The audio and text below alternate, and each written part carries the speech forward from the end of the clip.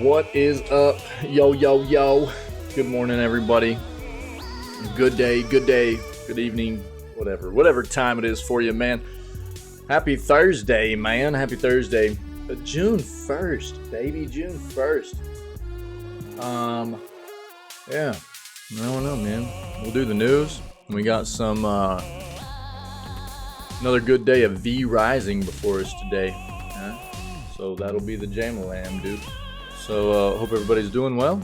Let's hop in here. We didn't get a stream in yesterday. Again, for the foreseeable future anyways, Wednesdays will be off. So I can try to get some other stuff taken care of, and so we'll try to catch up on what we might have missed yesterday between doing the news segment on Tuesday and getting back to it today. So over the past couple of days of what's gone on, or 48 hours anyways of what's gone on in the industry. I've got our search set up for that time period, and we'll go take a look and see what we got. All right, let's go do it, baby. First of all, listening to some Crypt of the Necro Dancer this morning. Really cool adventure RPG rhythm-based game, and it's got a dope soundtrack too. So go check it out. All right, we'll go ahead and kill the music while we go do this news stuff. Let's go.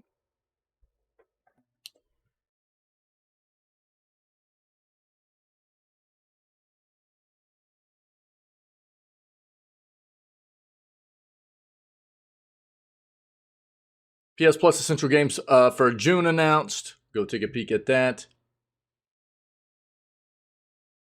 And a surprise bonus gift ahead of the June free games. Make sure we're going to get a look at what that's going to be for peeps.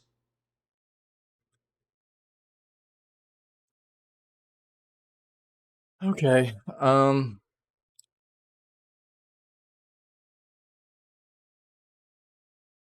We've talked about what games are coming and going for Game Pass as well. I'm not going to hit on that right now.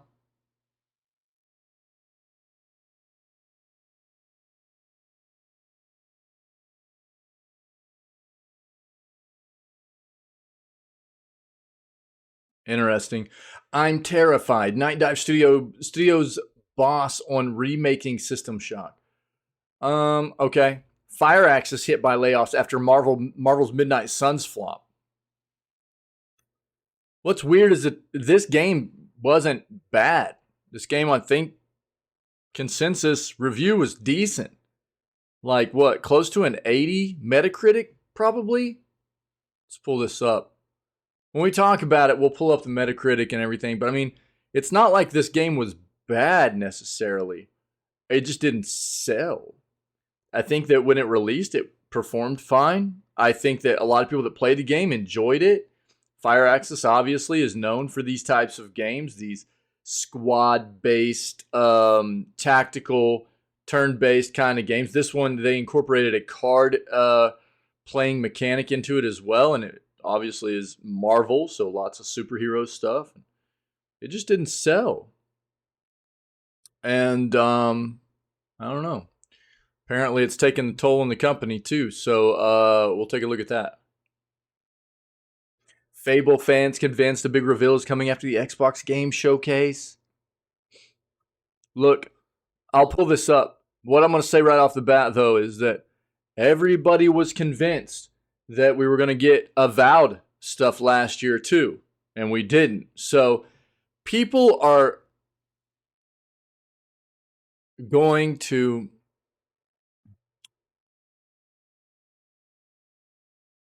kind of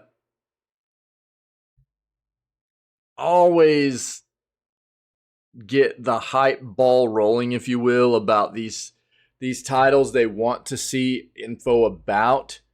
And sometimes there's legitimacy behind it. Sometimes there'll be maybe a cryptic tweet that comes out, or maybe some kind of short video that goes, oh man, it's like a precursor to knowing we're going to get some of that info. Other times it's just people hopping on some kind of like unsubstantiated comment and it's just a snowball effect, you know. And we'll see. Maybe we know Fable's being developed, right? Here's the thing, though. I mean, we also know that Fable's being developed by a development crew that's never done anything like Fable before. So I think expectations need to be, you know, held off a little bit on this front too. It doesn't mean it'll be bad, but they make racing games. It's the same developer that makes the Forza games, and they're making Fable. Which, look, man, I'm all for developers reaching outside of their normal box and what they're known for. I think that developers should do that more. But maybe temper some expectations here on what's to come, just in case, right? But we'll see what's got this all hyped up right now.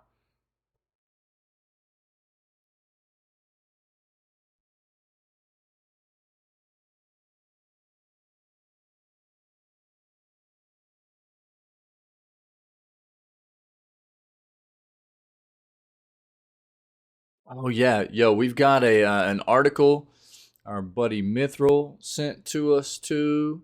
Hold on.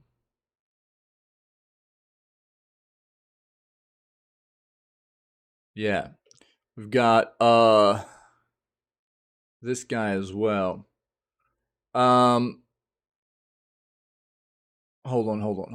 I don't know if that was it. Is this it? Yeah, okay, it was it. So we're gonna read about this. Pretty interesting piece of technology coming. Nvidia's got a lot of tech coming out right now, and this is a piece of, it's actually just software. It's firmware, or it's an update to firmware that can actually be. I think that's what it is. I'm gonna read about. I haven't read about it yet, but that's what it appears to be. And but to a lot of monitors out there that have the capability, it can just be an update pushed to these monitors, which can significantly enhance their capabilities just off of some software that Nvidia can push out to them, which is kind of wild. We'll talk about it. We'll see exactly what it is. I haven't read it yet, so I'm not sure exactly, but we'll see.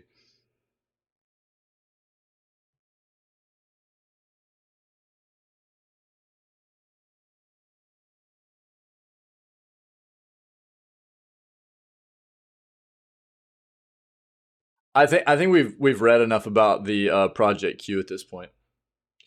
It's a for the home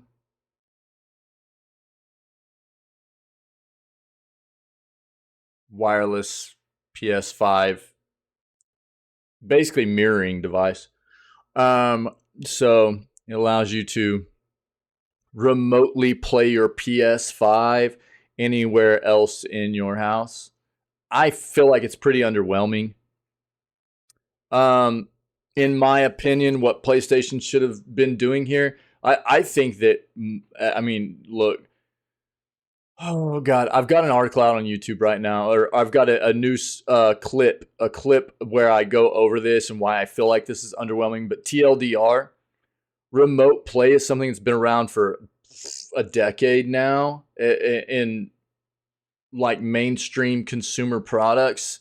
The technology's been around longer than that. Steam's been doing it forever. In my opinion, these big console players should have been giving everybody the ability, some kind of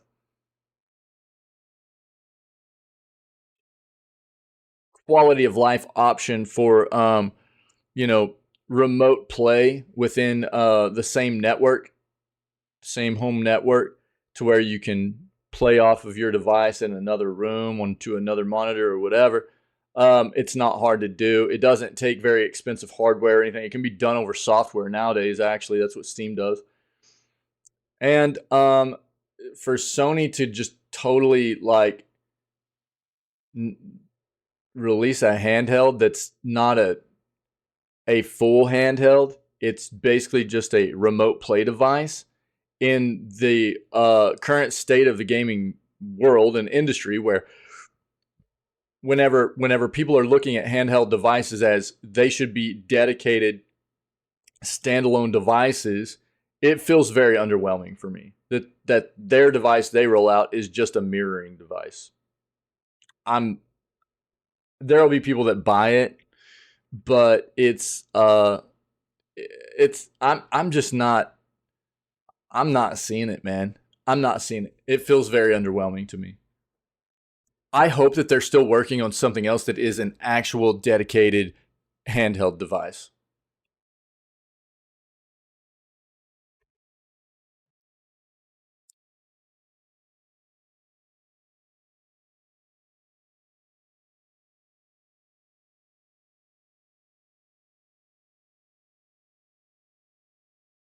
What? What is this?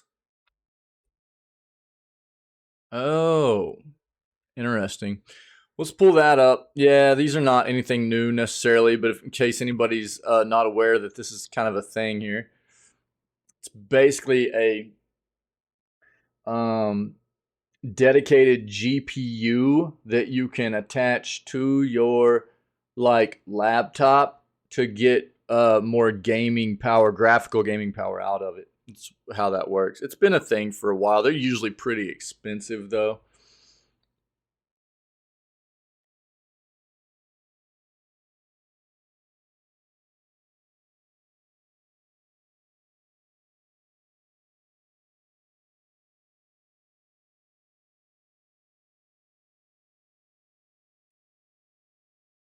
What I'll probably do is I'm not going to be diving into schedule stuff during the news. We already have our own schedule. We're keeping track of all the big showcases that are happening, stuff like that. We're going to watch them here in the channel. I think the first one kicks off Guerrilla Collective on the 7th. They're all on an additional tab from our command. We have a document for the schedule in the channel that we're running throughout the year. It needs to be updated still a little bit. I'm a little bit behind on it just for what we've been doing because it's saying we're playing Tears of the Kingdom right now. We're not. I just wasn't feeling it, so we're going to play Tears of the Kingdom at some other point. So we're playing V Rising and Grounded right now, but everything else should be updated on that. There's another tab on there, though, that actually shows all the June showcases for the first 2 weeks of June here, that the big ones anyways. And I'm going to continue to update that as we move forward to make sure that we've got all the times and dates in for the big ones, and we'll watch them here in the channel together.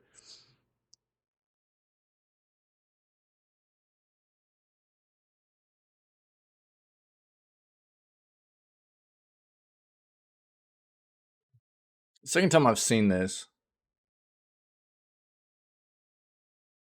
They're slimmer, not slim. Let's take a look at that. Quick peek anyways. Microsoft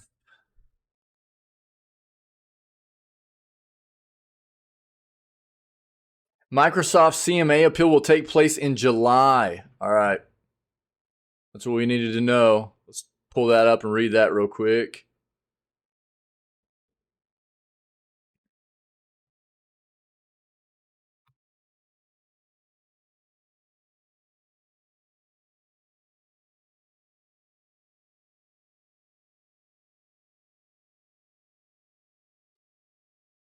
I disagree on that one.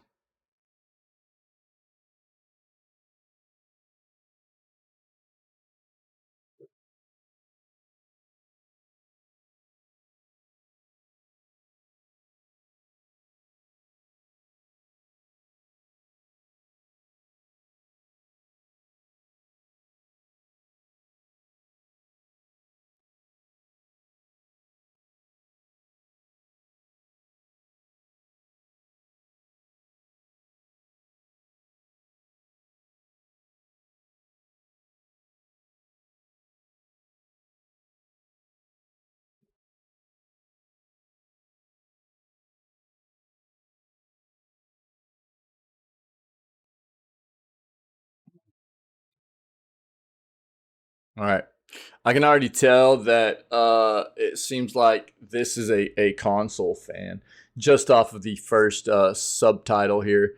Does it make sense to buy a $4,000 PC to play Fortnite? No, it doesn't. But that's a very, very like for the first like subtitle like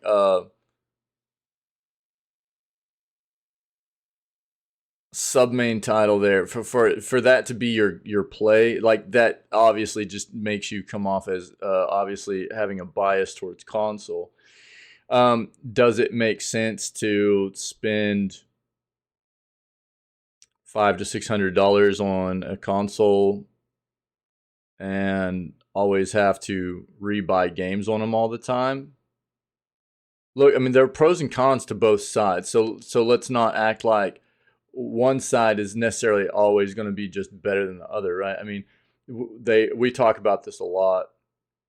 PC is absolutely a more expensive side of gaming to get into initially, almost always. But you've also always got the ability to upgrade where console you don't have that, or you can just buy into a really like pretty chonky beefy rig in the first place, and you know, I mean, that thing can last you forever, dude, basically. um where and even whenever you do feel like you need to upgrade, you can just upgrade off of it. So, I mean, and you can always make computers more powerful um, than you can a console. So, at least nowadays, it's always been that way, and I don't see it changing right now either. So, there's pros and cons to both sides, but we'll read it. It seems like that's going to be a biased take there, though. Let's go to our other search.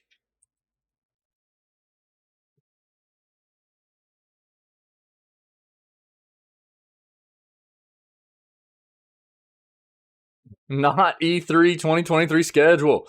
All right, dude. That's what I'm talking about. Yeah, I'm going to keep this up. See if that's a better schedule than what we already have. If it gives us anything different. I love that title, by the way.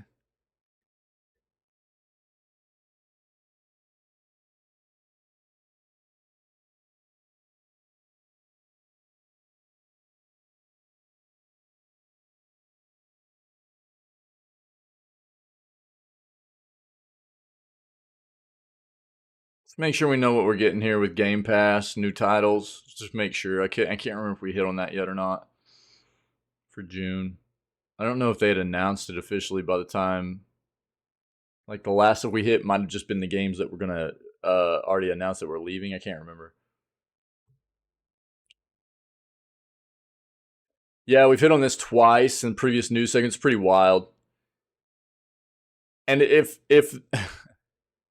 if what they showed is real, and it's just really going to be that intuitive of a piece of a utility for developers, it will absolutely be a job killer on a lot of fronts in the gaming industry. PlayStation's being investigated over digital game prices. Okay.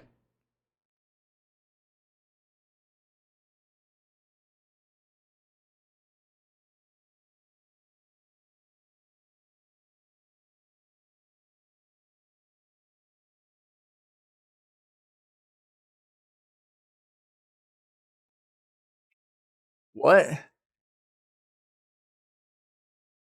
Wild Days Gone 2 and Witcher 3 studio rumor gets shut down. Let's see what that is real quick. Weird.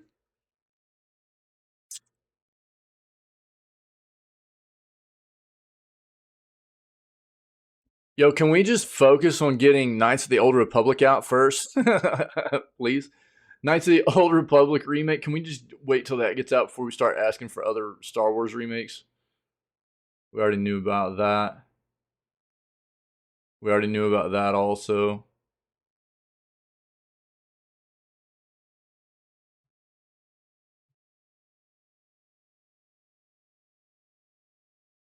Doctor fired for prescribing ice cream in video games to a child with a sore throat.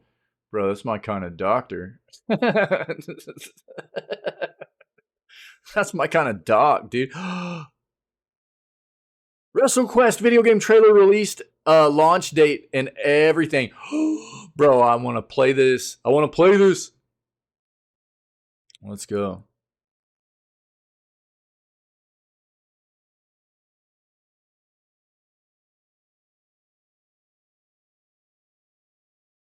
Why was I thinking that Nintendo eShop had already kind of removed itself from access in Russia? But apparently that's happened effective yesterday. Wild. Look, man, this is what I'll say on that front. It feels bad that so many people living in that country that aren't, you know, supportive of the invasion of Ukraine are having to suffer. Look, don't get me wrong. Nobody in Russia is suffering more than Ukraine is right now. You know what I mean? And I'm not trying to take away from that fact. I'm absolutely against that invasion. You know what I mean? War's terrible, dude. War's terrible. Um, and you know, but there are a lot of people that live in Russia that are just bystanders in this situation. They can't do anything about the fact that they live there. They are citizens of that country. They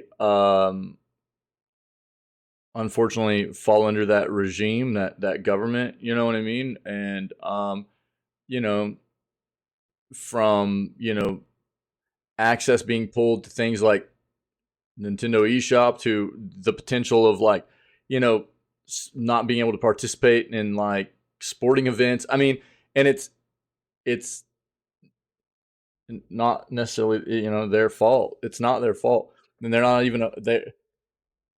Excuse me. Sorry.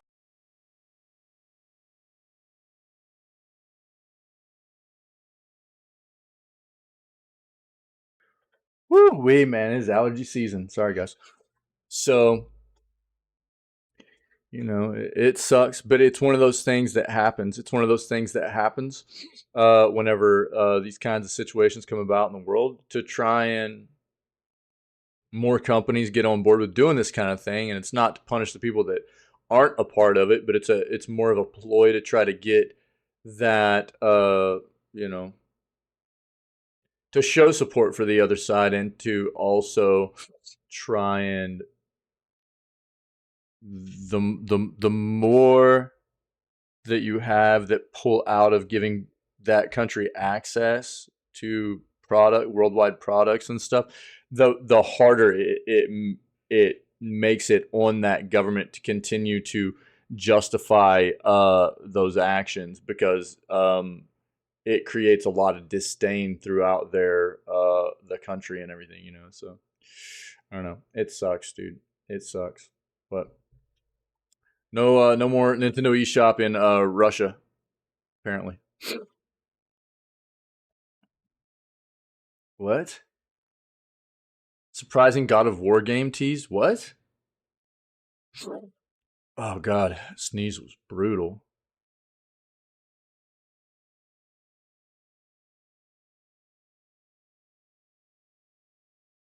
We already hit on this. Oh, this is the story of Diablo 3. I haven't watched this. When we watched the Diablo 1 and 2 stuff though. So, if you want, this is out there. Diablo 4 kicks off today, man. Peeps are out there playing D4, huh? Right on. Right on. I hope everybody's having a great time with it. Feels bad not to play it. Just not a company I feel like I can support right now. So, most people that hang out here know how I feel about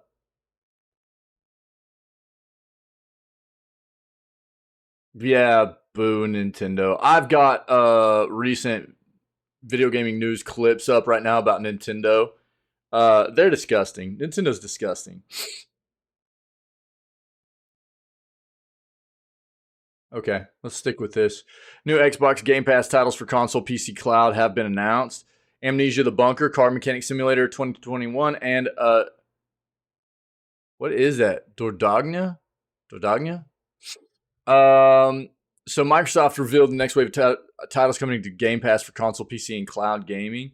Chicory: A Colorful Tale, Far World Pioneers joined the service. What is this, yesterday? Oh no, on the 29th. No, on the 30th. On the 30th. Ahead of Car Mechanic Simulator 2021, Slayer's X Terminal Aftermath, Vengeance of the Slayer, and The Big Con on June 1st. They'll be followed by Amnesia: The Bunker and Hypnospace Outlaw on June 6th, Room Factory Force Special and Stacking on June 8th, and Dordogna on June 13th. Following titles will leave Game Pass on June 15th: Bridge Construction Portal, Chorus, Maneater, Mortal Shell, Serious Sam 4, and Total War 3 Kingdoms. All right. If you need more, here it is. PlayStation being investigated over digital game prices. PlayStation is under fire from Romania's Competition Council, which claims the company is taking advantage of its dominant position in the console market by only allowing digital games to be sold only through its PlayStation Store. We've seen other this has been a topic over the past year or two, actually, and not third-party sellers, because third-party sellers used to be able to sell their digital games, and PlayStation removed that capability. So now PlayStation makes it to where you can only get digital games from PlayStation. So, which basically means there's no competition. It doesn't matter if they're the developer or the publisher. You still can't buy digital games anywhere besides the PlayStation Store, which means there's no competition. No competition at all. Whereas, you take a platform like Steam, right? Steam, obviously they have their own storefront, but there are other places like Fanatical or Humble, places like that you can get Steam keys as well. So there's competition. That helps to drive competitive pricing for consumers, right? Whereas, like we're talking about with PlayStation, there is nobody else that can help to drive competitive pricing. It allows PlayStation to just set those prices however they please, and it's bad for the consumer to not have any competition on that front. Council will be conducting an investigation of PlayStation's digital sales, believing the gaming giant is attempting to maximize profits by only allowing digital games to be sold through its own store, where the price of games can be easily controlled. Translated press release from the Romanian Competition Council states the competition authority has indications that Sony may have abused its dominant position in the video gaming console market by both selling online video game compatible with PlayStation consoles exclusively through the PlayStation Store platform, and by prohibiting the sale of game activation codes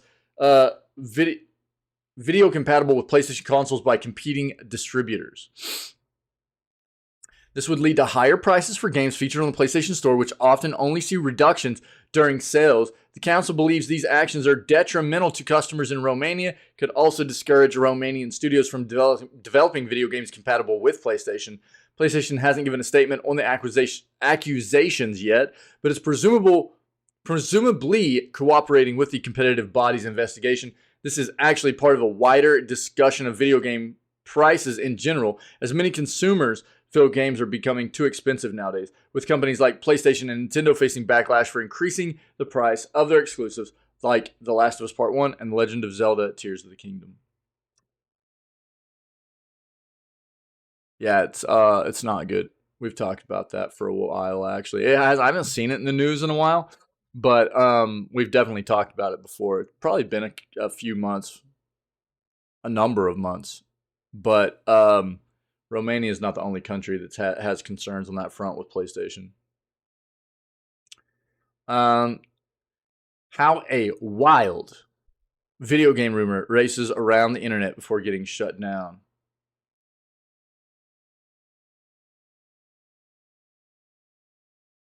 Sony's not buying CDPR. That's what this is about. We already read about this. Basically, the CEO of CD Projekt Red shot that down whenever it first the rumor started. I'm not gonna read this out. I'll let you guys read it if you want. TLDR. Here's the thing. there's nothing official on this front to get anybody any more hyped about this right now. Even if there's something substantial behind this and they might be talking about a buyout or an acquisition or whatever, until there is something substantial and they're ready to announce it, they're going to deny it. That's the way these things work. So they're going to continue to just kind of be like, this is nothing. This is a rumor. This has nothing. We don't know where this came from. No. Oh, you're good, dog. You're good. You're good. It's good to see you, man. Yeah. I hope work's been okay, man. So I don't know. If there is something behind this, we'll find out.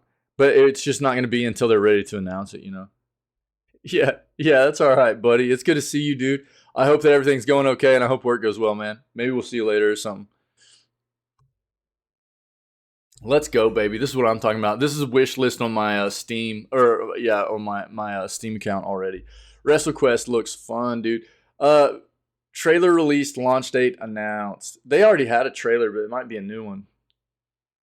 On Tuesday, the producers of the new pro wrestling video game released an update press release with the official launch date as well as the first official video trailer. Megacat Studios and Skybound Entertainment today revealed that WrestleQuest, an upcoming RPG adventure featuring a licensed roster of iconic wrestling legends, is scheduled for worldwide release on August 8th. August 8th. All right, hold on.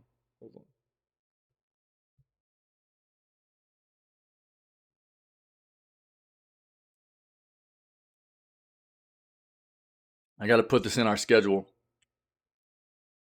WrestleQuest. I'm not even like a big wrestling fan, but this game looks awesome and hilarious. Where's that? There it is. August 8th, huh?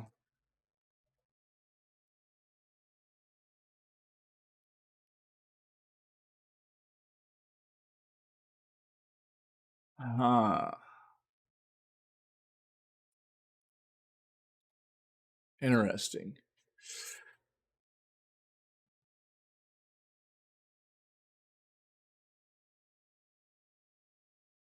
All right. Cool, man. Cool. Well, we got that in there now. That's good. That might be a play for us. I've really been looking forward to this. Going to be releasing on Xbox Series XS, 1, PS5, 4, Switch, and PC. Also going to be available on Netflix on their gaming platform as long as you have a membership. Interesting. To celebrate WrestleQuest's iconic roster of wrestling legends, a new trailer has been released highlighting some of the larger-than-life personalities players will meet in the game. In WrestleQuest, players assume the role of a young wrestling hopeful on their quest to become one of the all-time greats by powerbombing, slamming, and suplexing their way to the top. Inspired by icons like the legendary Macho Man Randy Savage, our hero must immerse themselves in the world of professional wrestling, which will not only test their athleticism, but also their will and conscience. Players will evolve from an aspiring rookie to world champ by training, learning, glamming, and slamming to the top of the pro wrestling food chain, while selecting the right moves, style, taunts, and entrance to ensure they're the cream of the crop. But success in the wrestling world requires allies, so forming the ultimate party will be vital as you work together to crush the competition and tag team your way to triumph. Note homages to Macho Man Randy Savage, Booker T, Andre the Giant, Jake the Snake Roberts, Diamond Dallas Page, Jeff Jarrett, and many more.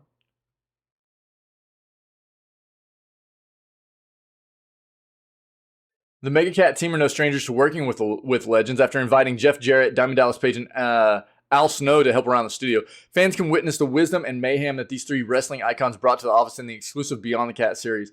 Playlist of recently released videos can be found here, but it's not hyperlinked, so I don't know. Here's the trailer.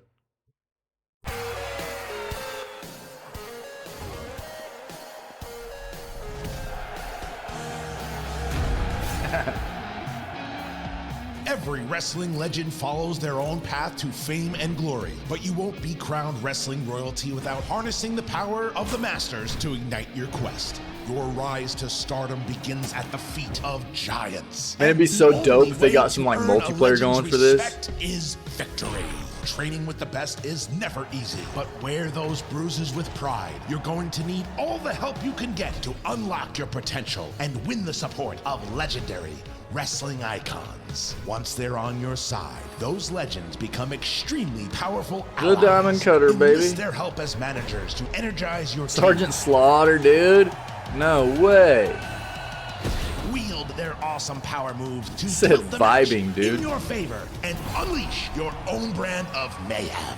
So get ready to begin your legendary journey, because it's time for WrestleQuest. Dude, that is so great. So great. That just looks fun, dude. This looks fun. If you need more out of it, I'll link it. There you go. Let me see something real quick.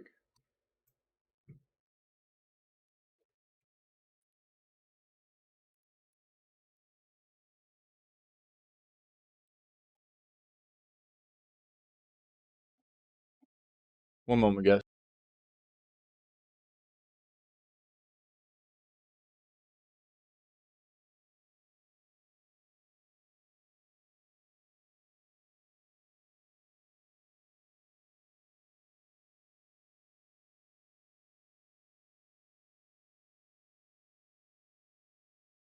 All right, sorry, guys.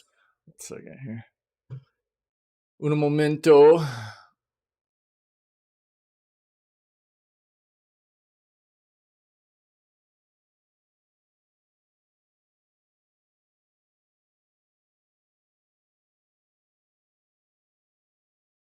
Okay. Okay. Cool. Let's keep moving. Let's keep it moving, baby. That's really neat. It's really neat. Surprising God of War game tease. It appears that we'll get news about a new God of War game later this year, although it's not likely what fans are expecting. Yeah, I kind of figured it's probably not like a big AAA title or anything. Last week, Come On Games, a major board game. Oh, it's a board game.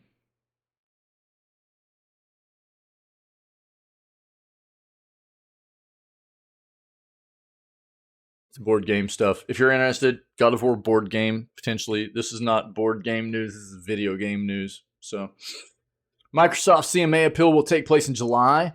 This is what we've been waiting to find out when this was going to happen. In April, the UK Competition and Markets Authority chose to block Microsoft's plan to acquire Activision Blizzard on the grounds that any deal had the potential to stifle future competition in the cloud gaming space.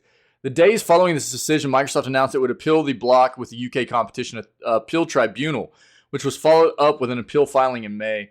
Now, a CAT judge has elected a date for the appeal hearings, which will take place from 24 through 31 July. So the end of next month, much sooner than originally anticipated. Microsoft reportedly wanted the hearings to proceed as soon as possible in an effort to get a firm result and move forward with the competition cases in other regions. Believe the CMA aimed for a greater pushback in the hopes of strengthening its case. Regardless of preparation, the appeal hearings will go ahead in July, with a judge recently announcing the review period and what both parties should expect from proceedings. Hearing of the substance of this application will take place in the fortnight commencing July 24th, so the weeks commencing the 24th and 31st of July. Judge Marcus Smith said of the hearings during a recent conference per VGC.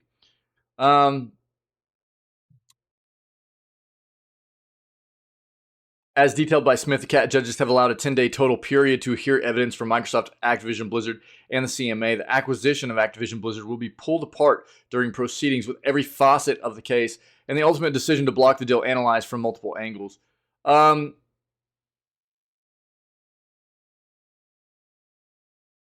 right, we'll just have to wait and see what happens on that front. That's what we needed to know. That's going to be a big deal. It's been blocked by them already. This is the appeal, and Microsoft needs this to go through this time pretty badly. Console gaming versus PC gaming. Is there really still a difference? I hate that this is the way they started. Does it make sense to buy a $4,000 PC to play Fortnite? Do you think anybody is just going and buying a $4,000 PC just to play Fortnite? I don't.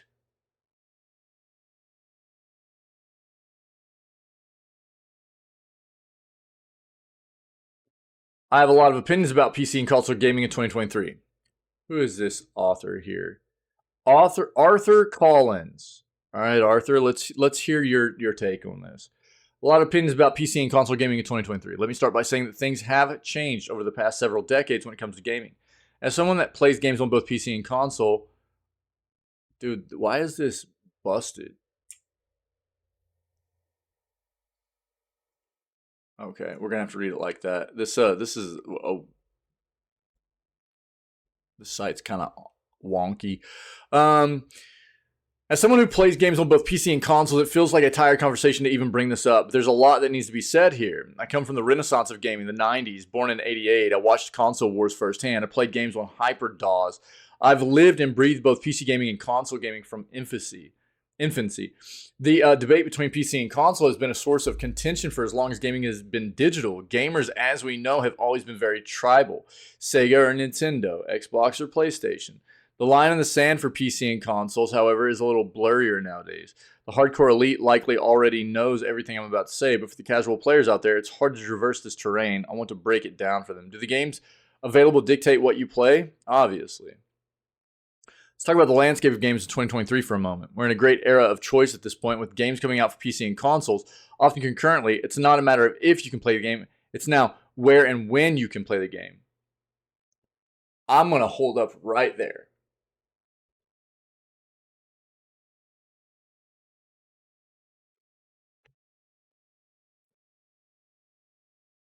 And I will say that I think that it is, unfortunately, still quite often a big matter if you can play the game, because developers do such a crap job at releasing games in a state that allows you to play the game.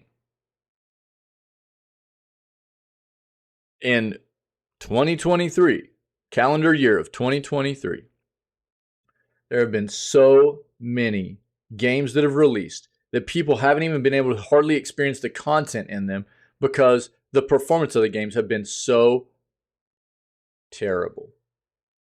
So to say that it's not a matter of if you can play the game, I would disagree with that quite often nowadays.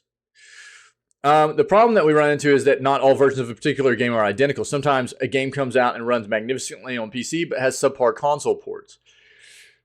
I think it's so I guess he's getting to the point I'm making, but I think it's more often than not the opposite way around here. Usually they run better on console, and the PC port is terrible. A good modern example is the release of Cyberpunk. The PC. This is one of the more recent examples of a game that was better. It was still terrible on PC. It was better on PC, but it was terrible on PC too. But it was bad on console. PC version came out in 2020, and to say the least, had problems, but it was a manageable number of problems. The Xbox One and PS4 versions, on the other hand, absolute dumpster fire at launch. Got so bad that Sony pulling Cyberpunk off the digital PlayStation Store was a big deal. Game has since been mostly fixed. Still, the scar remains. Yeah. That's why I won't pay them money for it. It shouldn't have been released like that. I don't think they deserve money for it. Sometimes the opposite happens. In even more recent news, I would say more often than not, the opposite happens. From what I see in the game releases over recent history, it's more often than not good versions of console games are terrible on PC. It's not usually good games on PC that are bad on console. Star Wars Jedi Survivor had a fine showing on the two. Did it? No, it didn't, dude. Who is this? What, dude? No. Jedi Survivor was bad on all platforms. It was worse on PC, but it was bad on console too.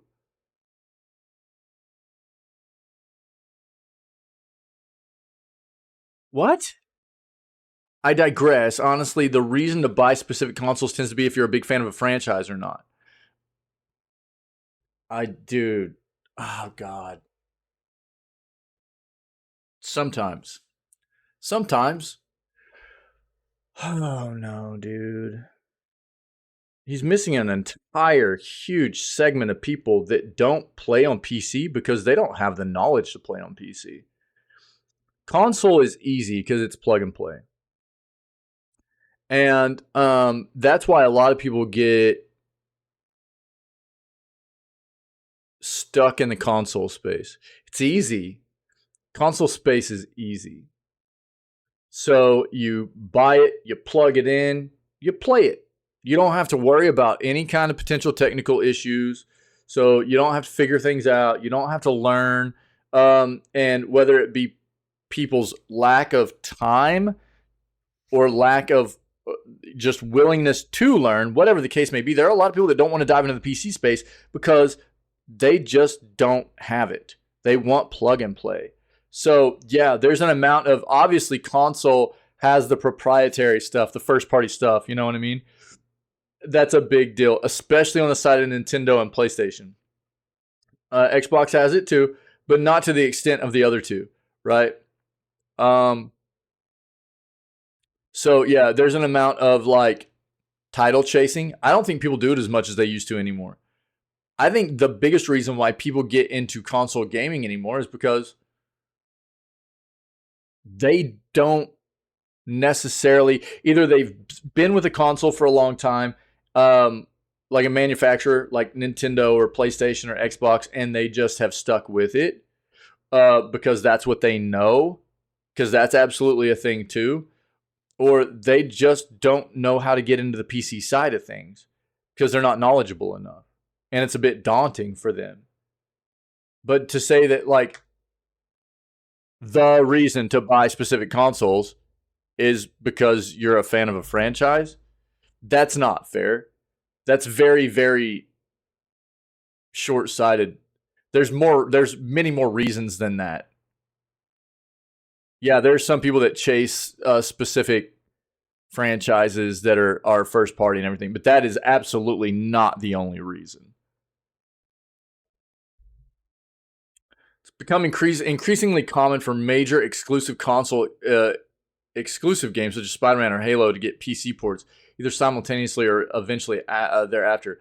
If it's an Xbox game, it'll be simultaneously. Eventually thereafter is like Sony. Nintendo, never. Hardware doesn't have to be so hard. Are we honestly at a point now that buying the Super Mega PC can better your gaming experience in comparison to the same game on a console? Answers are a lot easier than most people think. I worked retail selling computers and consoles years ago. It was a joke even then that people would buy the highest grade computers just to play games like Fortnite and Minecraft. Sure, it can give players a seamless experience for any game they could ever hope to play. But parts and components eventually degrade. Some people buy graphics cards the same way they buy their iPhones, yearly with only a single step up in terms of power and performance. I'm not knocking it, but is it necessary to play your favorite games and enjoy them? Probably not. I don't necessarily disagree. That's why I promote all the time for people that are into PC gaming to go take a look. There are plenty of benchmarking sites out there that give you price versus performance. And that's what you should be looking to do. The latest and greatest, like the 4000 series graphics cards, are not necessarily a huge step up from like the 3000 series, but you're going to pay a lot more for them. You're going to get way more bang for your buck. The performance is better, don't get me wrong. But for what you pay, they're stupid expensive. So there are definitely specific cards, and I would say even like the 3000 series lineup of cards, you're going to get way more bang for how much money you're going to spend over something like a 4000 series. So that's definitely a thing. But it's also, I mean, they're saying that like he's making it sound like anybody that, you know, went and bought like a high-end rig, a high-end PC, this is all they were going to play. Maybe some of their primary games to play were like Fortnite and Minecraft because, dude, a lot of people play those games. But to say that they're never going to play like any other game, you know what I mean? Like nice AAA game that could make use of that good hardware. You don't know that, dude. You don't know that. Consoles generally come equipped to play anything designed to be played on the console. It's pretty plug and play. Like I said, experience at that point. You run into the problem that if one thing goes wrong in the system, the entire system is shot. PC hardware isn't as complicated as people think it is. It's not. It's really not. You just have to have a little bit of want to understand how it works and how to put it together and how to troubleshoot. That's it. No, you don't need a top-of-the-line PC to play most PC games. If you're smart about it, you can generally build a dependable gaming computer for a reasonable amount of money. Yep. The obvious answer is to build a customized computer yourself or have someone else do it. Generally, you'll get a great bang for your buck. Build your own rig. I'll talk about it. Let's read it a little bit more and I'll talk about it. You can use part compatibility tools like the Newegg PC Builder or utilize sites like PC Part Picker, which will find the cheapest parts. I would go with PC Part Picker. I'm not a big fan of Newegg anymore. With the on-the-go mentality of 2023, laptops are also a great option.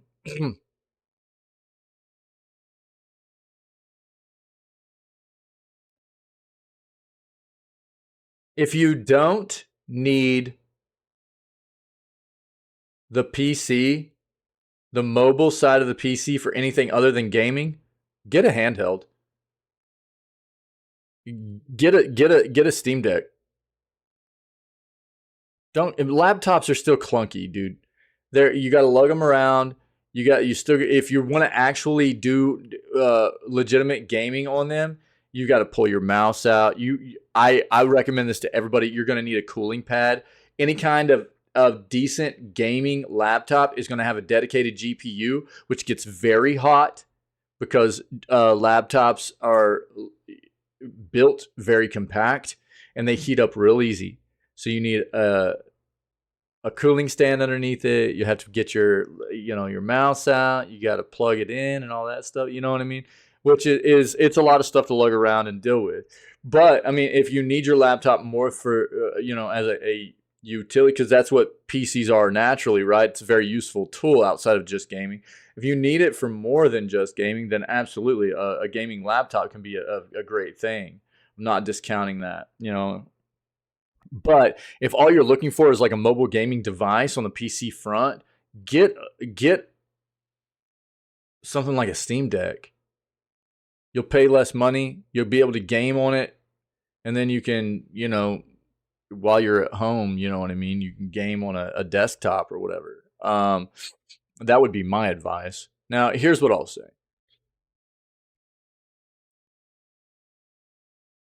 There is not as much of a gap anymore between how cheap it is to build your computer yourself and how cheap you can buy them normally. There's so many companies out there that manufacture computers pre-built, or they build them to your custom specs and requirements. One of the things I always tell people is if you're interested in getting a computer from a manufacturer that's going to build it for you, or you're just going to buy a pre-built or whatever, one of the things you need to make sure is that you're buying into a company that has good customer service and warranty. Because if something goes wrong, you need to make sure that you're going to be taken care of and be taken care of in a timely manner. I've heard horror stories about what people have had to deal with. Now, where I do think that it benefits people greatly in building your own PC is that you get a large amount of knowledge on everything that has to do with your PC, how the hardware fits together, what that hardware does. Take the time to learn about how to build a PC, how it works. Don't rush through it. I think that's a great experience for people that are looking to get into the PC side of gaming. It teaches you what each individual part of the PC kind of, what its job is, and if you have certain issues, it can help you understand what might be causing specific issues to narrow that stuff down for your troubleshooting things. I think it's a great thing for people to do. The other thing I'll say is that if you're not in a rush to build a PC, you can absolutely do it at a cheaper price by just shopping around. If you plan a build out and you know the parts that you want, and you can just kind of bide your time a little bit if you're not in a rush, then you can just slowly accumulate those parts and buy them whenever they go on sale and stuff like that. then you'll absolutely be able to build that PC at a cheaper point than like building it or having a company build it for you, you know? And so that's what I would advise people to do. If you're not in a rush for a new PC, plan it out, take your time, set up some kind of, there are plenty of sites out there that can give you notifications whenever certain things like that go on sale, and just get sell on all the parts that you need, you know, and want. Plan it out, you know, theory build it, and then just slowly start accumulating those parts as you get deals. One of the greatest times to buy parts, I know here in the US for sure, is around Black Friday time, which is right at the end of November. There's all kinds of tech stuff that goes on sale at that time, and it's a great time to start getting your hands on some stuff to build PCs with. Gaming capable laptops are priced pretty well nowadays. Can be a great dual use machine. The only downside is that it's harder to modularly replace parts in a laptop. When your 16 gigs of RAM finally isn't enough, it really depends on your hardware if you can add more. Yeah, some laptops will be upgradable, some will not. Don't get me started on the graphics cards and laptops, but a desktop graphics card such as the 4070 is super easy to replace. Yeah, that's what I was talking about before. If you're running a laptop and you've got a dedicated graphics card in it, whether it be a 4000 series, a 3000 series, or the equivalent AMD side, whatever, they generate a lot of heat. You need to have a cooling stand underneath them, man. I recommend nobody be playing on a laptop without has some kind of cooling stand underneath to help dissipate that heat. Control your destiny with accessibility and options. Obviously, your own input options will make a huge difference in your gaming choices. While there's a bit of standard of how controllers work, there are tons of minute differences that change how someone interfaces with their game. By the way, I mean, when I go back to talking about the Steam Deck, you wouldn't even need to necessarily have another dedicated PC at the house to PC game on. You can dock your Steam Deck and play your Steam Deck with like wireless controllers or wired controllers or whatever. Just like a Switch does, you know, on a TV or another monitor or whatever. So you wouldn't even necessarily have to have another dedicated gaming machine if you didn't want to, you know, a gaming PC or whatever. Nintendo infamously swaps the usual placement of A and B button controls. God, it's so maddening too, compared to the functional setup of an Xbox or PlayStation. Xbox has the left stick in a different spot than the PlayStation. Other variants, that's not a big deal though. It's not that much of a difference. Other variations abound between platforms. It goes beyond what you opt for PC gaming. PC gamers tend to like the keyboard and mouse setup. Yes, the most games allow you to play with controllers as well. I'm a dirty controller user when I play most PC games. Oh, well, that makes sense with why some of your takes here are so far off. Most people that are like have been playing PC for a long time aren't controller users. Most PC gamers use PC peripherals for gaming because they're more accurate. It can also boil down to accessibility and what makes you comfortable enough to play. I'll agree with that. I play some games with a controller too because sometimes it's nice to just sit back and everything. But most people that have been playing PC for a long time use keyboard and mouse, which is weird to hear this author say this. Sure, you can get a flight stick or fight stick. Yes, there is a difference. Yes, there is for various consoles over the years, but PC gaming can offer plenty more options than most people know. How much does it cost to be a gamer? All the way around, it's very expensive. Pricing is where a lot of the contention between PC and console gamers really honestly takes place. PC gaming for years has generally been a status symbol for those that can afford it. In the words of Ben Yahtzee Crawshaw of Zero Punctuation, you were a member of the glorious PC gaming master race. However, times have changed since 2008 when that joke was made. Consoles were much cheaper to buy than building a PC, even on your own back then. 15 years later, consoles have gone up slightly in price. PC parts have gone up too, but they fluctuate depending on various factors. A comfortable gaming PC rig costs approximately $800 to $1,000, not counting gaming accessories. If you watch for sales, same can be said about gaming laptops sometimes. If you're just playing Fortnite or Minecraft, you can go much cheaper on top of it. Pick up a Switch for only $300. It's also 8 years old. The hardware in that is 8 years old.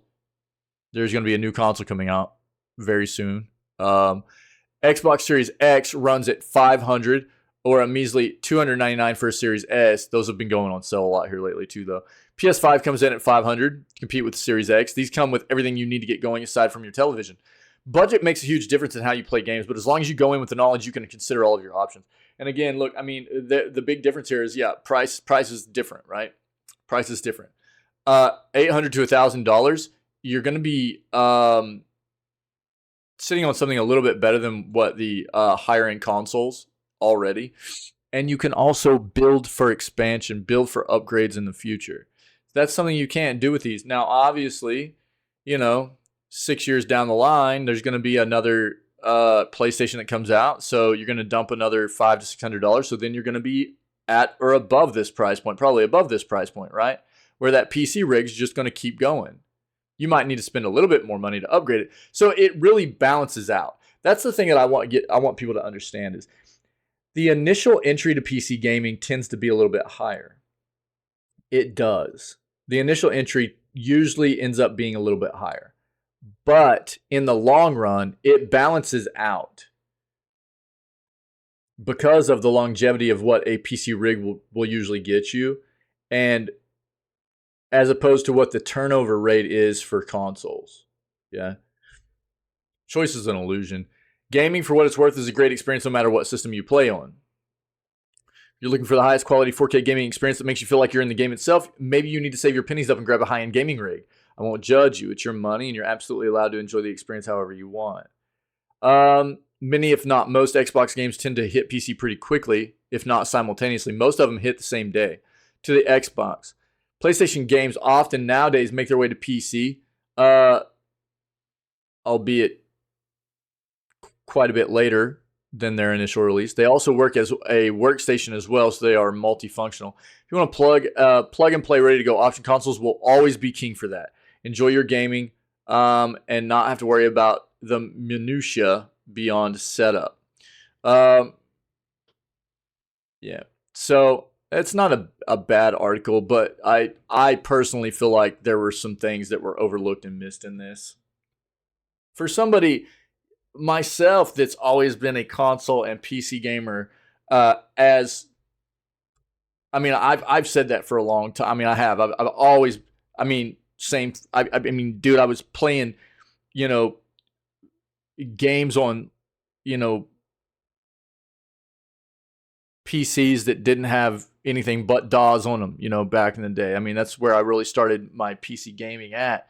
And, obviously on old school consoles and everything too, I've still got regular Nintendo and a bunch of them. I showed them off this past January.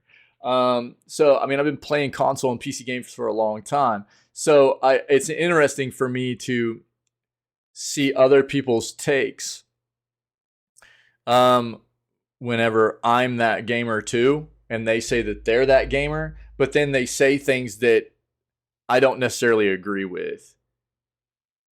And it does, because they do seem to have a bias. And there are things they don't bring up here too, like the fact that here's what's bad, really, really, really, really, really bad about the console space, and what has really pushed me away from it. And I've talked about this a lot. It's how bad and scummy the console market is, because they know they have people that are locked into it because of the ease of access, right? The plug and play aspect of it. People that don't want to get into the PC side of things, they know they have people locked into that. So what they do is they do proprietary stuff like Xbox with their storage expansion that's $200+ for a terabyte of extra storage. When on PC, if you want a terabyte of solid state storage space, it's $60 roughly for a really good storage, for a really good drive too. $60 to $70. So you're just getting railroaded with this kind of stuff. Or the fact that they're terrible. Xbox is better than Sony or better than PlayStation and Nintendo, but they're all pretty terrible about backwards compatibility. The PC side of things, you own a game, you own a game. It doesn't matter if you build a new PC. You still play it. You don't have to go buy the game again. Any of these console players, it's like, quite often, it's like, Especially Nintendo. Especially Nintendo. Oh, you bought Tears of the Kingdom on Switch? Cool. New console comes out. Go buy it again, which is asinine. You already own that piece of software on their platform. You shouldn't have to buy it again no matter what the hardware is. As long as it's Nintendo hardware, that game is owned by you. You should be able to play it on anything that they come out with. As long as it runs on that hardware. As long as they make it run on that hardware, you shouldn't have to rebuy it. And that's where I feel like PC really starts standing out, you know? MSI's new line of Gaming X Slim graphics cards has made me irrationally angry. For one, they're slimmer, not slim. To be fair, first of all, I would be scared of more slim cards at all. These cards heat, even the big ones heat up so much. I would be scared of how much less heat sink they could put on here and engineer this in a way that it would still dissipate heat well enough. So MSI has given us a preview of its new Gaming X Slim line of cards at Computex this year. Been told that it's launching these cards later this year and that they will be covering GPUs from the whole NVIDIA 4000 series range as it stands today. That means it will be shipping on everything from the 4060 Ti up to the 4090. Presumably also the 4060 when that launches in July also.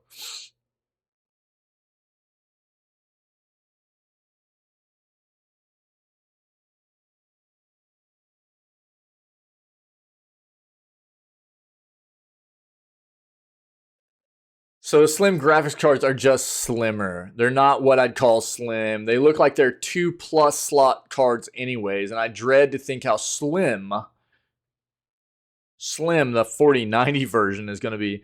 Just the 3 slots then. Thanks for getting my hopes up, MSI.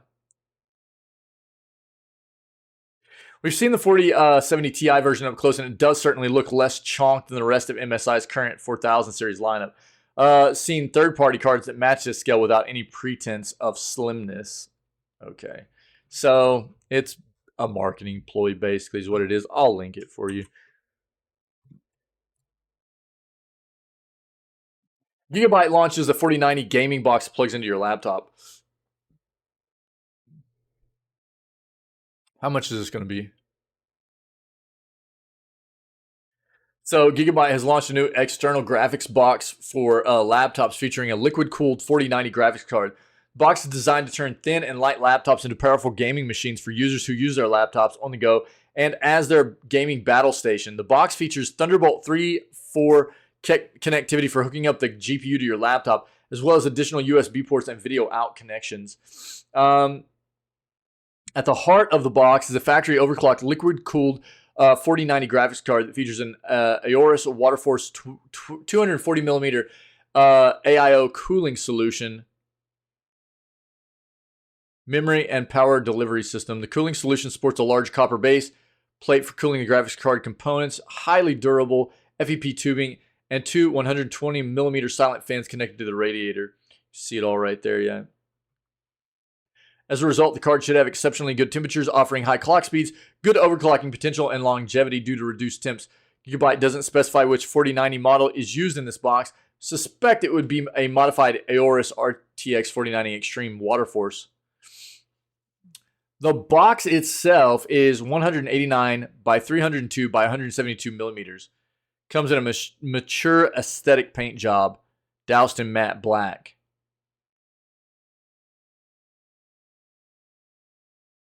Powering the entire box is an 850 watt power supply with a 90% efficiency rating, featuring 4 8-pin PCIe power plugs. Gigabyte does not suggest the graphics card is user replaceable, but we suspect it might be, given the fact that Gigabyte is going with 4 8 pins instead of a native 16-pin power plug on the PSU. Comes with a decent amount of rear and front input-output, sporting 3 DisplayPort 1.4a connections, single HDMI 2.1, 2 USB 3.2 Gen 1 Type A ports, and an Ethernet port, and a Thunderbolt 3 port. Also, an additional USB 3.2 Gen 1 Type-C port in the front. The rear Thunderbolt 3 port features support for up to 100 watts of power delivery, allowing users to charge their laptop while using the graphics card and its additional connectivity simultaneously. No MSRP or launch date for this yet. They're talking about like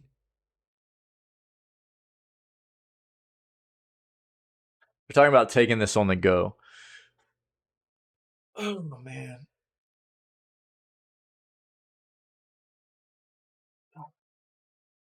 I mean, honestly, like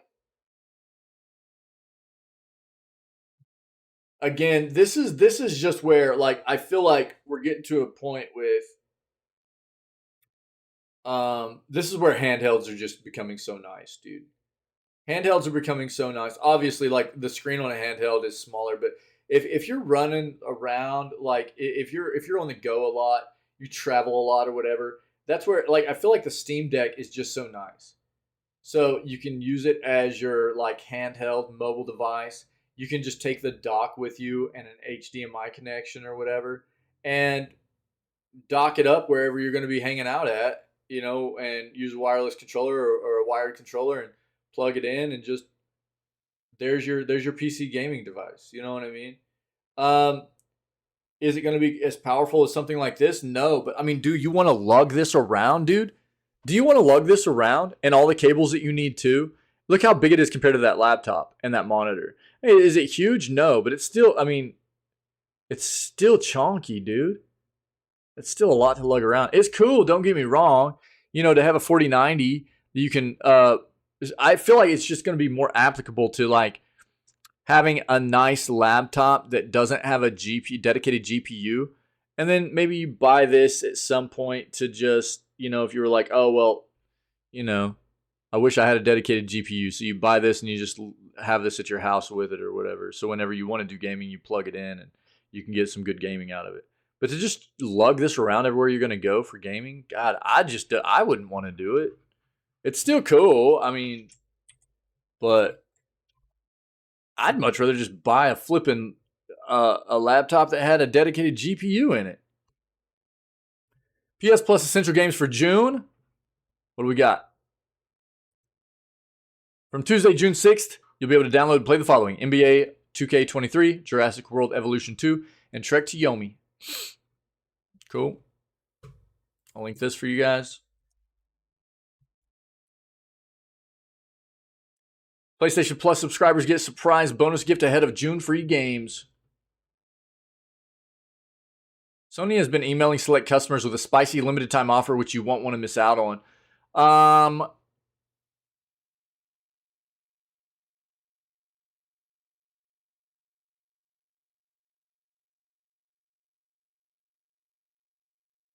Gems come their way. Highlights this year.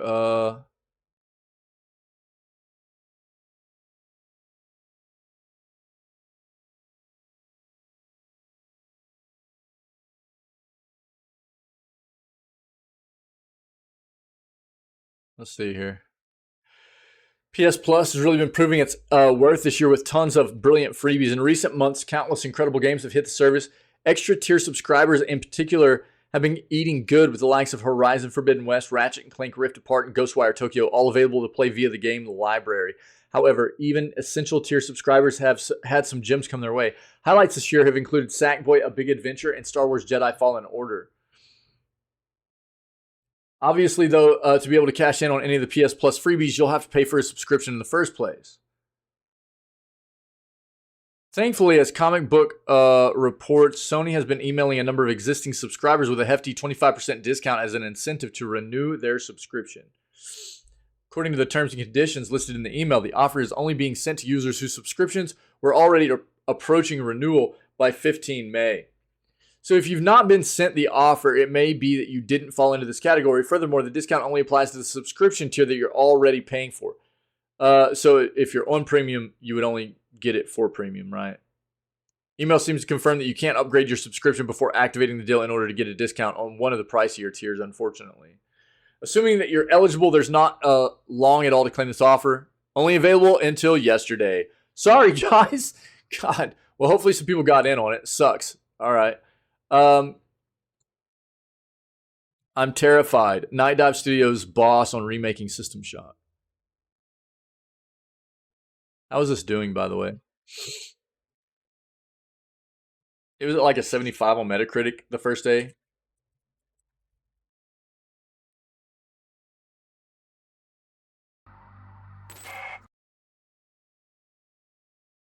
93% positive, dude. Nice. Nice. Cool. Over 1,000 reviews so far. Came out on the 30th. So out for a couple of days now. See the Metacritic on it.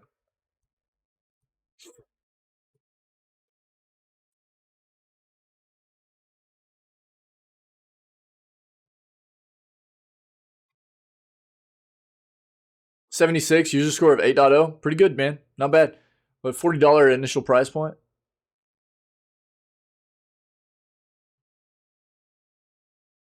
Looks decent right now. Looks decent. The game looks dope. It looks like from what I've seen, it looks pretty cool. Yeah, he's just saying he was excited, anxious, terrified because they didn't know yet how the game was going to be received. Took so long financially. It was the most expensive project they'd ever done. Happily for Night Dive Studios, when System Shock was released this week, 2 days ago, it became an instant top seller and critics liked it too, but this was never a sure thing, even though the video game remakes are enormously popular, as demonstrated by the success of this year's reimagining of RE4. Spending 8 years rebuilding another studio's game is a considerable commitment. For Kick and Night Dive, System Shock is more than just money spinning digital necromancy, and one of the reasons for the studio's existence. Yeah.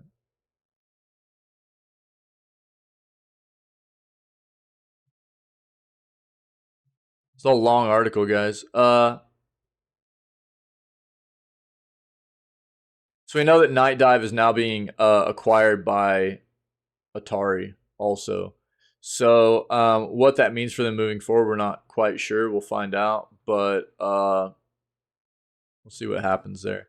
If you want to read this whole thing, it's just them talking about the project development process and everything behind System Shock. But it looks good. Looks like people are enjoying it so far. That's awesome. Fireaxis is the latest video game studio hit by layoffs.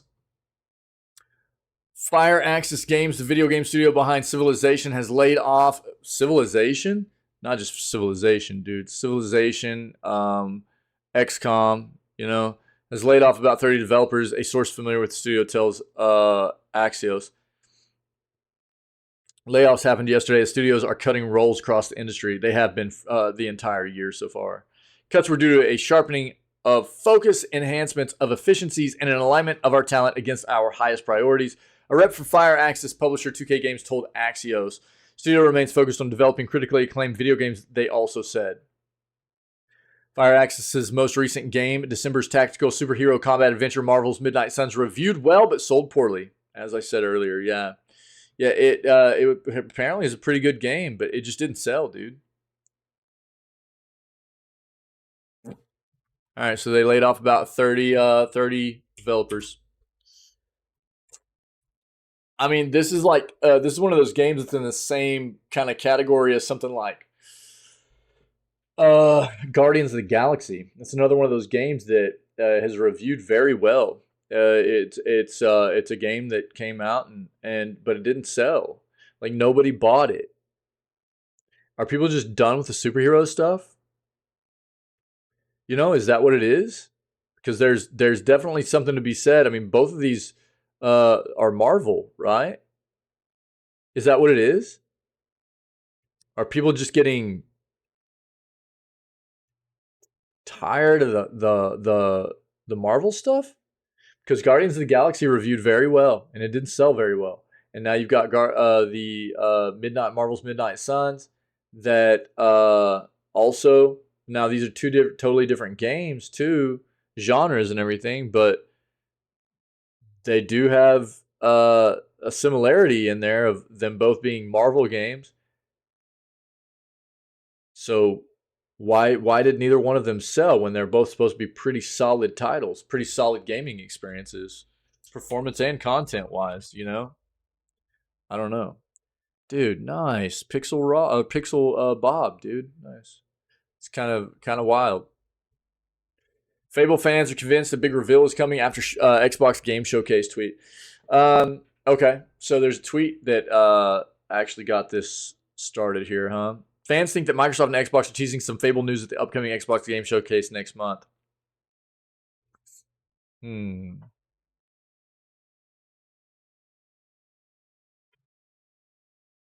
Xbox's official Twitter account, a video was posted showing a person's Xbox controller covered in glitter. Then it's revealed that the glitter forms a trail that leads to a screen that shows the Xbox Game Showcase logo with the caption, "Seems important." In the Fable games, the glitter trail guided players to their next destination on a mission, so the trail of glitter implies that the Fable reboot will appear at the Xbox Game Showcase. The game is being developed by Forza Horizon developer Playground Games. Yeah, like I said when we found this article. I think that's one of the things that's concerning for people. Again, I want to see devs break out of their, stereotype, what they're known for. Show me you can do good things that are different. And I would love to see them nail this, show us that you can do something outside of Forza. So that would be great. Fable reboot was first announced in 2020. Learned that it's being developed using the Forza engine. Horizon Forbidden West writer Andrew Walsh left Guerrilla Games to join Playground and work on it. Latest mainline entry in the Fable series since 2010's Fable 3. Yeah, and the Xbox Game Showcase is going to pop off on June 11th. And we'll be watching it here in the channel too. If you guys need more, I'll link this for you. All right, last article we have for today. Shout out to our buddy Mithril for bringing this to my attention. Introducing G-Sync Ultra Low Motion Blur 2. Over 1,000 hertz of effective motion clarity for competitive gamers. In 2015, NVIDIA launched Ultra Low Motion Blur, ULMB, a novel technique of G-Sync monitors to deliver extra motion clarity in competitive games.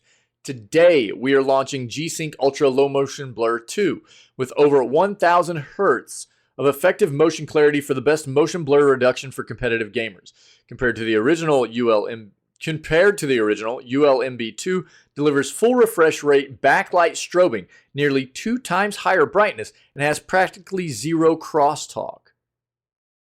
Here's a video of ULMB2 off and ULMB2 on.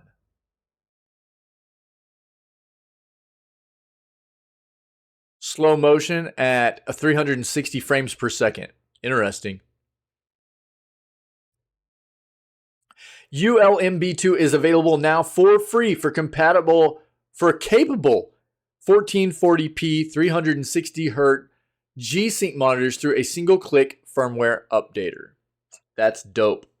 Yeah. So people need to check into seeing if you've got a 1440p 360 hertz monitor, you need to check and see if you might be able to get this. It could be a good thing for you. When NVIDIA launched the original ULMB technology in 2015, monitor response times, the time it takes for a pixel to transition colors, were relatively slow, causing substantial ghosting and blurry images, resulting in poor motion clarity. Motion clarity is best described as the ability to clearly see and comprehend objects in motion. Sharp edges and non-blurry details are hallmarks of good motion clarity. To improve motion clarity, ULMB enabled a technique called backlight strobing. More on that in a moment.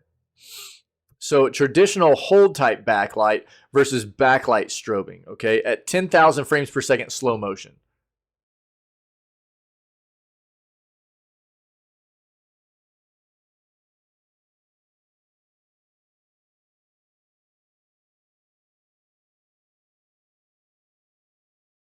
Interesting.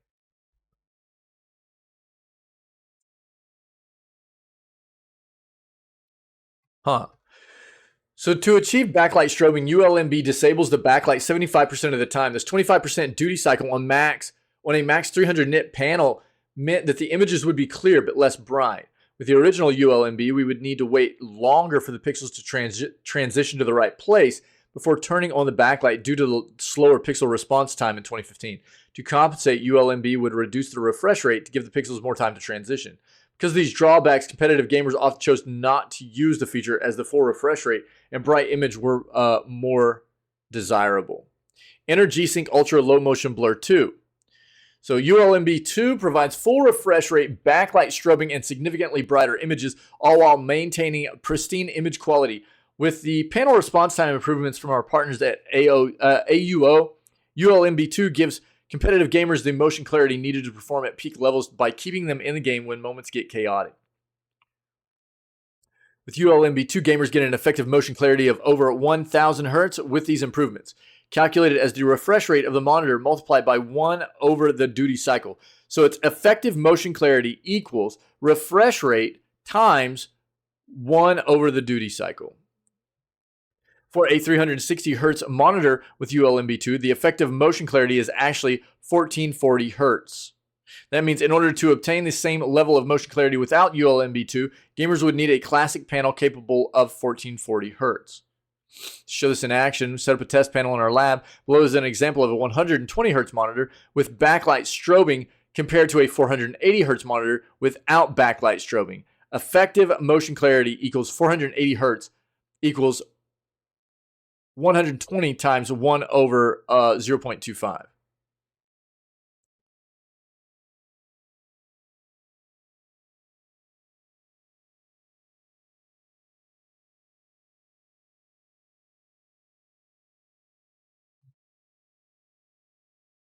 Interesting. Check that noise out. It's crazy. Shut up. So 480 Hertz monitor compared to 120 Hertz with ULMB. You can go on and on and on here. They got a lot of different stats and everything, but this is ULMB2 is available now. For ULMB2 compatibility, monitors must meet the following requirements: deliver over 1000 Hertz of effective motion clarity, drive ULMB2 at the monitor's full refresh rate, deliver over 250 nits of brightness with minimal crosstalk or double images. Already 2 ULMB2 capable monitors are on the market, and another 2 are launching in the near future. Firmware available at Computex. So the monitors that are capable of incorporating the firmware update right now are the Predator XB273UF and the ROG Swift 360Hz PG27AQN. The ones that are coming soon will be the ROG Swift Pro PG248QP and the Agon AG276QSG. All right. That's pretty wild, though. It's pretty wild. If you need more, here you go. Pretty limited for the monitors that it's applicable for right now and what's coming, but it's pretty impressive nonetheless. Yeah. Let's see real quick if there's anything new. We've already hit on that. Make sure that our schedule's up to date, and then we'll be done with the news here. Make sure our schedule's up for June showcases. Yep, we've got June 7th, 8th is Summer Game Fest, Day of the Devs. Oh, God, dude, no way. Oh, Devolver's so late. And Devolver on June 8th. I was waiting to see when Devolver was going to hit.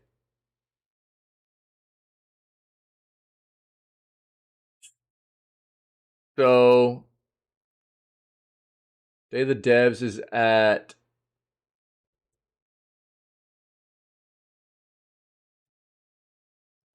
I got to update this.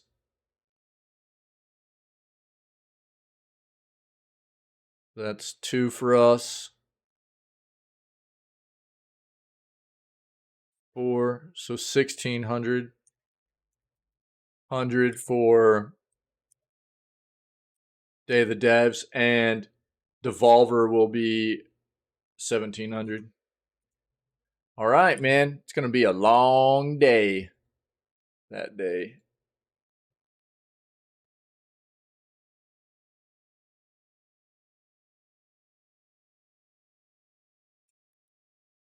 Brother, what happened? Okay.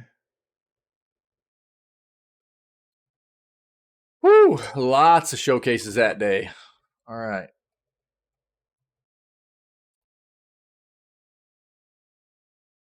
So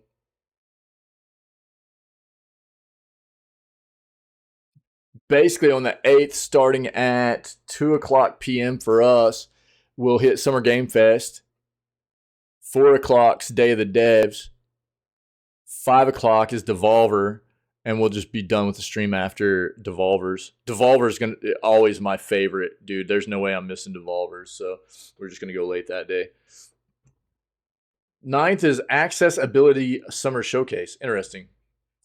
Okay, cool. We didn't have that one in here yet. Nice. So we'll put that in. And that's happening at 1100.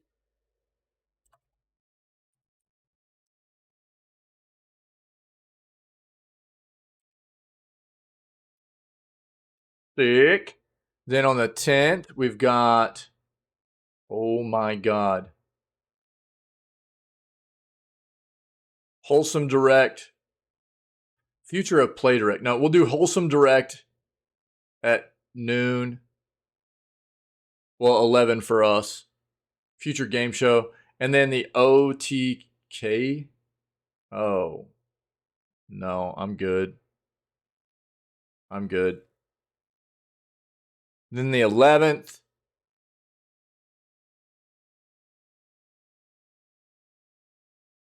Don't care about that really.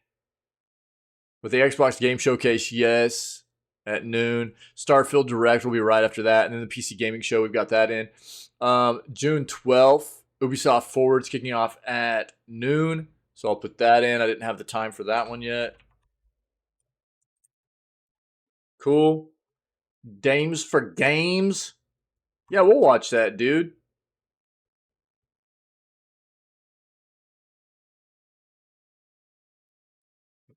On the 13th at that's 3.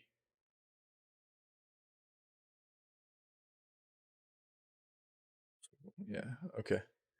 So we'll end the stream on that one. 1,500 hours. Upload VR showcase. That's cool. We can do that, dude.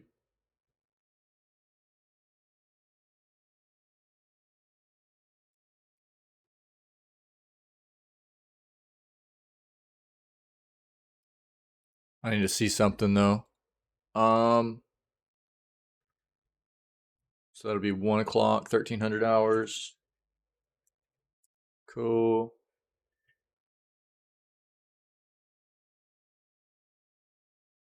What is RGG Summit Summer? I don't know what that is. We'll throw it in here though. On the 16th. RGG Summit Summer at 10 o'clock.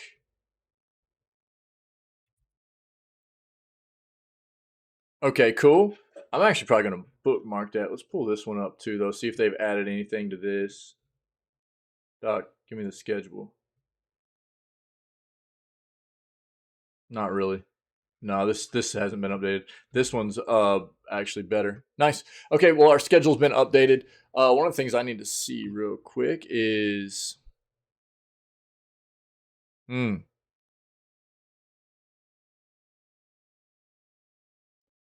So the 7th is Guerrilla Collectives. We'll have to talk about just being live for that day. Normally that would be a day off, but I'll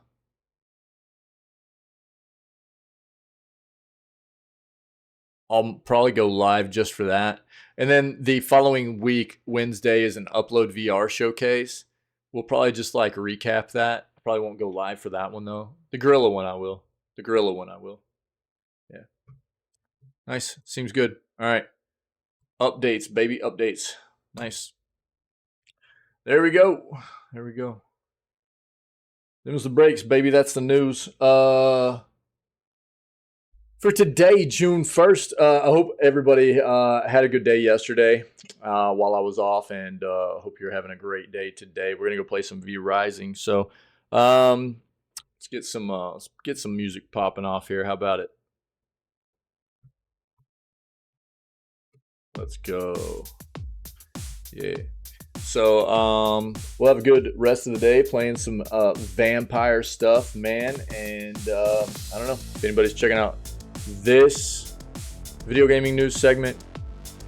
We've got all kinds of videos out there on YouTube, clips from we've got previous video gaming news segments and video gaming playthroughs, entire playthroughs, episodes split up into episodes, and then we've got clips from news segments and video game gameplay and stuff, and there's just a bunch of fun stuff out there. So if you're enjoying this, go check out some of that other stuff, see what you think, and come hang out with us, man. We go live at 6 a.m. CST, 6 days a week, so every day but Wednesday. Right now, anyways, it was 7 days a week. I'm taking for the foreseeable future, I'm taking a day a week now, so it'll be Wednesdays off. But other than that, we're always live from 6 a.m. till roughly 9-10 hours later, and we have a great time here hanging out, enjoying video games, and we got a lot of cool people that hang out. We'd like more people to come be a part of what we do, man. So if you're enjoying that content out there, come hang out with us and see what we're about here, man. Other than that, stay healthy, stay safe, be kind to one another. Have a great rest of your Thursday, and I'll catch everybody tomorrow morning for June 2nd's edition of Video Gaming News. All right?